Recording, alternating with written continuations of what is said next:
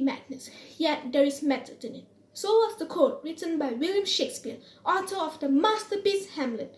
Being published in 1601, Hamlet tells the story of young Prince Hamlet as he tries to find the truth of his father's murder by his brother Claudius is both powerful and complex. Hamlet is one of William Shakespeare's longest written stories in which I, Tanda Syakri Anda Perempuan 12, prefect in Sekolah Menengah Kebagusan Convent Setiawan in Form 4 STEM, am going to talk about. Before I delve into this carefully planned conflict, I would like to tell about a strange night where two officers, Marcellus and Bernardo, and Hamlet's friend Horatio witnessed the appearance of the ghost of the former king of Denmark, Hamlet's father. This brought confusion among the three friends. When questioned, the ghost would not answer. Instead, it exited the place without a word.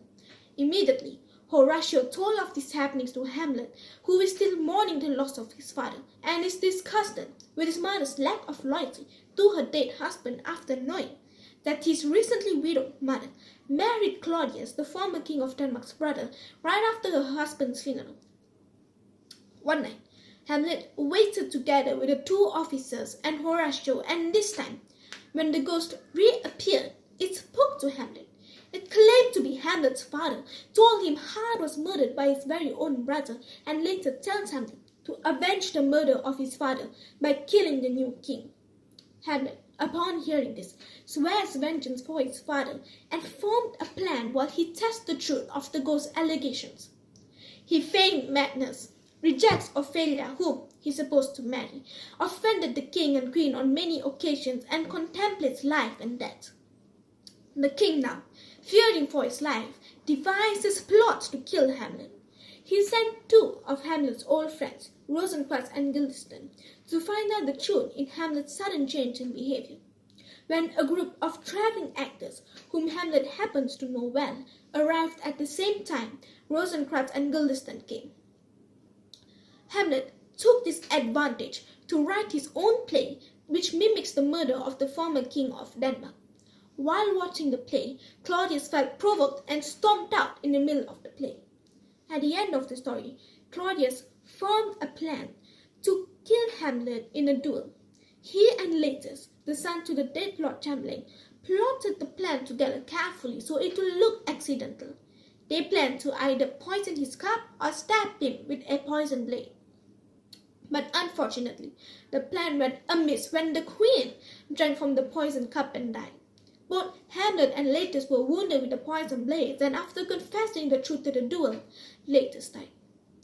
Hamlet, in his death throes, kills the king with the poison blades, and he too later died, leaving only Horatio to tell the truth to the new king of Denmark, Fortinbras. In the midst of this vengeful story, I had picked up so many valuable lessons. The obvious one is the truth will always prevail. Even at the beginning of the story, the king, the former king of Denmark, had told the truth to Hamlet about how he was murdered by his very own brother, and no matter how many times Claudius had tried to conceal and manipulate his actions. Latus, at the end of the story, revealed the truth to Hamlet before Latus himself died. This story is also a story of karma. What goes around comes around. The king performed a sinful act by killing his own brother and later marrying Hamlet's recently widowed mother, all to become the king of Denmark. But in the end, he too got stabbed by Hamlet with a poison blade. Loyalty had been a significant theme in this story. Hamlet is so loyal to his father, he was willing enough to avenge the murder of his father by killing his own uncle. Hamlet is also very loyal to his friend Horatio. He treats him well and with respect, and Horatio is the only one whom Hamlet spoke openly to. Hamlet is a story of carefully crafted conflict and tragedy, becoming one of William Shakespeare's most rich and endearing stories. Its intricate dialogue fascinates me, and I do recommend this book to everyone, classic lover or not. Thank you.